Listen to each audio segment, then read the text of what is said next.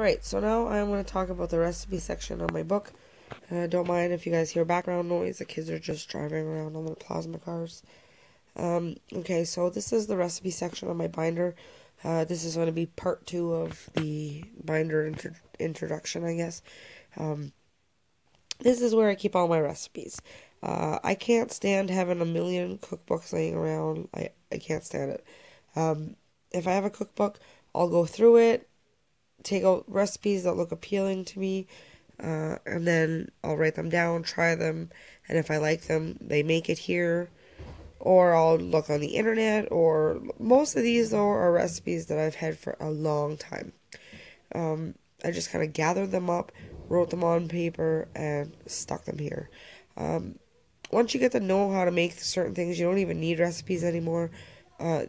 These I just have for like a guide or in case I forget something, and just to have a place for all my favorite recipes. Now the way that I have this section fixed up is, hang on, I'm gonna turn the camera around and see. Alright, come on, focus. There. Now, I've got my recipe section here, and it kind of breaks down what the pages are like. It starts with breakfast, and then I got dessert, main meals, meats, side dishes, crock pot, freezer meals, gluten-free, condiments, salads, family favorites, casseroles, breads and rolls, meatless soups, lunchbox ideas, seafood, and non-food items. So, as you can see here, I've got my breakfast, and then on this side, it will give you kind of like a list. I don't know, like this here can be transferred onto here, I just haven't done it yet. These are just breakfast ideas, egg McMuffins, scrambled eggs, like just different ideas. Some are simple, some are a little more complicated. It's all easy, well, not complicated, but you know what I mean. Okay, I'm trying to hurry up because my camera is dying on top of running out of space. But basically, this is just if I want to make something different for breakfast, I can come here and be like, oh yeah, some ham cups with quiche, or something. So these are my breakfast ideas. And then here I've got my dessert. Alright, come on, focus. There. Now, I've got my recipe section here, and it kind of breaks down what the pages are like. It starts with breakfast, and then I got dessert, main meals, meats, side dishes, crock pot, freezer meals, gluten-free, condiments, salads, family favorites, casseroles, breads and rolls, meatless soups, lunchbox ideas, seafood, and non-food items. So, as you can see here, I've got my breakfast, and then on this side, it will give you kind of like a list. I don't know, like this here can be transferred onto here, I just haven't done it yet. These are just breakfast ideas, egg McMuffins, scrambled eggs, like just different ideas. Some are simple, some are a little more complicated. It's all easy, well, not complicated, but you know what I mean.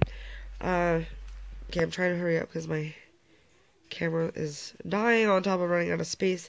But basically, this is just if I want to make something different for breakfast, I can come here and be like, oh yeah, some ham cups with quiche, or something. So on this side here, I've got desserts, and I've got different things that you can make for dessert. And then over here, I have my recipes for my old-fashioned pancakes. Usually, well, sometimes I'll buy the $2 ones at the dollar store or Walmart, but this is like whole, ingredients, fresh ingredients, whatever, compared to just the boxed stuff. So, and that is the end of my breakfast, and then here we've got my desserts, and then it's just all different recipes for different desserts that we like, that we enjoy, that I've made before, you know, like just different chocolate chips, oatmeal cookies, cheesecakes, you know, pie filling. Some of them, like the crust, I didn't write, but it just gives me an idea. If I'm craving cinnamon buns, I can come and make my cinnamon buns, and I know that these are the ones that we like.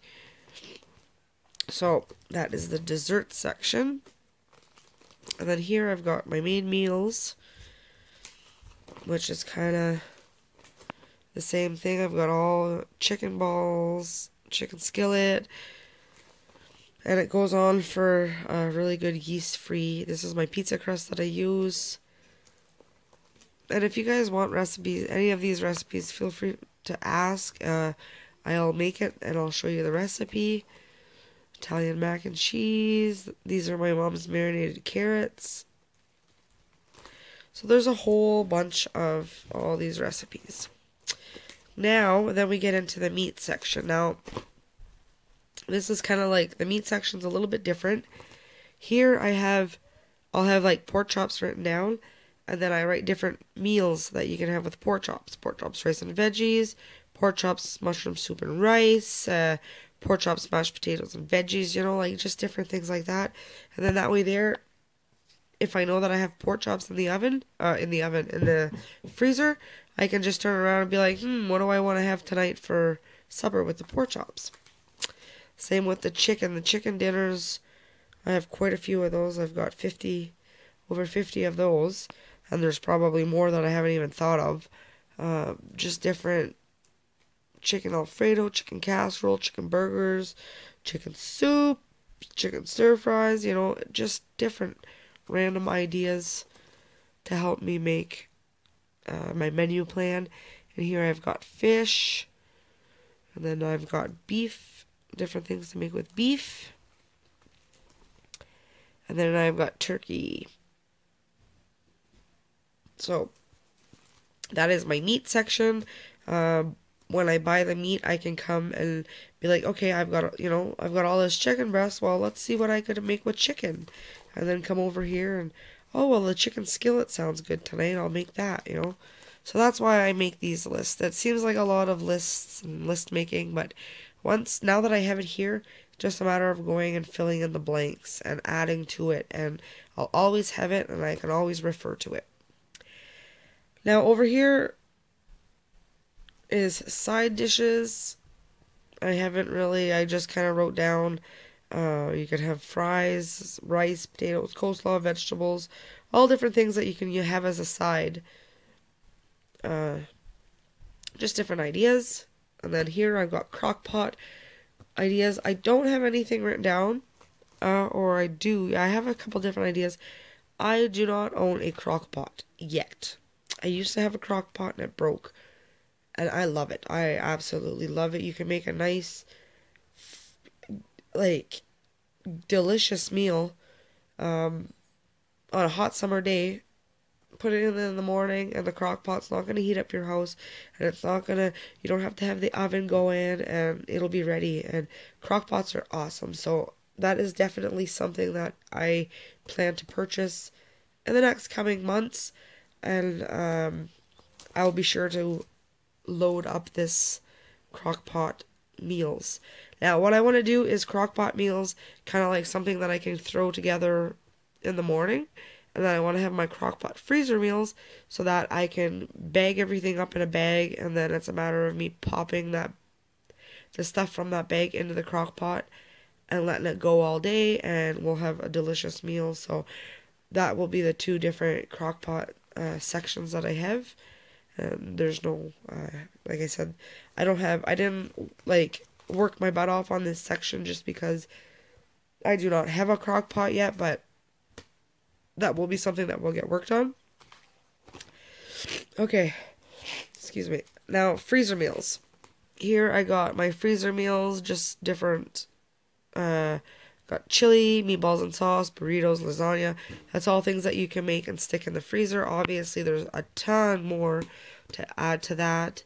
Here's make ahead freezer meals, which is basically the same thing. So I'll probably just end up transferring this to here, and I've got my anything that you can make ahead and freeze. And these are things that I've made and I know that taste good and that stay, good even when it's frozen. So that is what I do here. And then, like I said, I'll just keep adding to the list. And then, of course, I'm going to have a gluten-free section because Jay is gluten-free. But I don't have anything written down here. On my blog, frugalcanadiancouponmom.com, there's a gluten-free section, and there's a bunch of our gluten-free recipes there. It's just a matter of me going and transferring them down on paper. But we've made a ton of gluten-free things. Here's just a couple different things. These are more ingredients like the lasagna noodles, flour, potato starch. Those are all, gluten-free macaroni, pasta. That's just like items. But if we can stay away from these items, because this is what costs the most, and if I could just kind of take and make a meat, a potato, or, some kind of starch and a vegetable, without adding any, boxed ingredients to it or spices and things like that, that meal right there is gluten-free. So I'm trying to find meals like that everybody can eat and it's gluten-free just naturally. Here we've got condiments, and this is basically homemade condiments. You've got these here are condiments that we purchase. You've got ketchup, soy sauce, mustard, mayonnaise, jam. Even that, I haven't purchased jam in like forever. I make my own jam. Cheese Whiz, I only purchase it when it's on sale, and I don't get it often because it is really processed and not good for you. And then like the French salad dressing and the Italian dressing and stuff like that. Just little things that I like to have on hand for salads or marinating things. And then here I've got my pulled pork barbecue sauce. That's one of my mom's recipes. I've got a pizza surprise, homemade barbecue sauce. And here are easy condiments. I've got more. I have my friend Michelle's recipe. She's got a 5-ingredient barbecue sauce. I enjoy making that. That's something that I'm going to add here. I've got this Big Mac sauce. I made this the other day and it was delicious. So I wrote it down. I put that I tried it. The only one that I didn't try here was the ranch sauce because I have to get some buttermilk, but I'm sure that will be delicious. And anything that I can come up with, make condiment-wise, will go here. I'm trying to hurry up because I only have 9% of my battery left. Salads. Here I have just different types of salads that you can make. I've got a Caesar salad, a California spaghetti salad, creamy potato salad, garden salad would be another one I could add. Just different ideas for salads.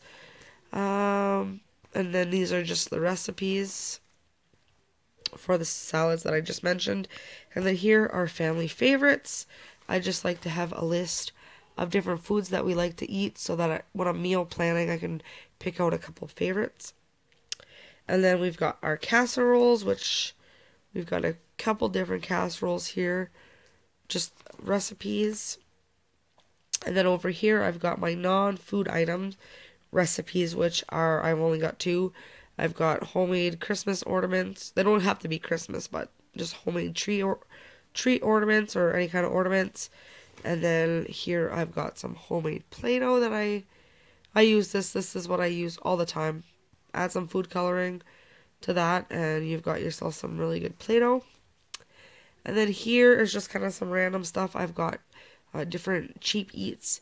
You can add some pasta, vegetables, and sauce. You got yourself a pasta dish. Just a couple ingredients, and you got yourself a meal is what I have been writing down here. There's nothing on that side. And then here is my easy summer meals. I like to refer to this in the summertime. Just different things that we can make throughout the summer over a fire or on the barbecue. Foil dinners are really a favorite here. Put whatever you want in the foil, close it up, put it in the oven or put it on an open fire or something, and you got yourself a meal at the end of it, and it's awesome. So, and then here, okay, these are just some hashtags that I've been using kind of like not, it's just totally random. Alright, this is another section of my binder, but I'm going to make that in a different section because this video here is long and I'm running out of space, running out of battery, so I have to go put my camera on the charger. But I hope you guys enjoyed this. And I know it's kind of the recipe section, I kind of went through it fast. But like I said, if you guys have any questions at all, please let me know. Little sleepy heads over there and there. Still sleeping.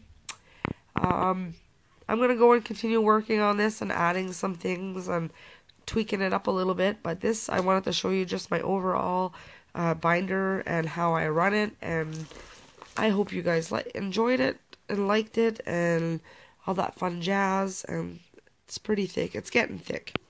And then every time I go, I just try to purchase these paper protector. Here, I got some here that don't have anything. You can purchase them. You usually get 10 of them for $1 or 97 cents if you go to Walmart. You can just slip your paper into there and they stay protected. That way there, if I'm looking at a recipe and, oh, I accidentally spill something, I can just wipe it off. Like, I don't have to rewrite the whole recipe or end up with, like, really dirty recipe pieces of paper. So I hope you guys enjoyed this. If you do, please give it a great big thumbs up and leave me a comment so that I know that you have watched the video and that you enjoy it.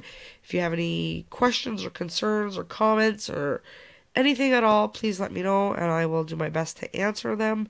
You guys can always email me at frugalcanadiancouponmom@hotmail.com. I'll answer all your emails. If you guys just want to say hello, do that as well.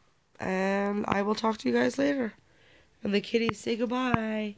Say goodbye. Sassy. Say bye, Sassy. Oh, they're tired. They have a hard life, these kitties, you know. Alright. See you guys later.